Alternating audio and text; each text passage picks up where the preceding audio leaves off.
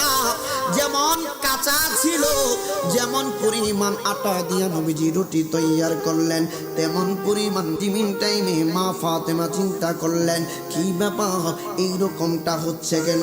প্রত্যেকটা আটা দিয়া প্রত্যেকটা রুটি আমি তৈরি করলাম, উনুনের মধ্যে কড়াইয়ের মধ্যে দিলাম, রুটিখানি ভাজা হয়ে গেল, কিন্তু বাবা যেই রুটি মোবারকটা আমি ফাতেমার হাতে দিয়া গেলেন, ওই রুটি মোবারকটা এই কড়াইয়ের মধ্যে দেওয়ার পরে কেন ভাজা হয় না?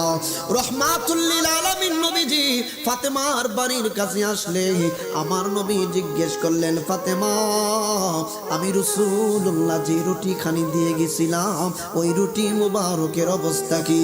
ফাতেমা ডাক দিয়া কই, বাবা আপনি যে রুটি মোবারক দিয়ে গেছে, আপনার রুটি মোবারকটা তাওয়ার মধ্যে আমি দিলাম, কিন্তু তাওয়ার মধ্যে দেওয়ার পরে বাবা গো একই কাণ্ড হলো। কয় কি হলো?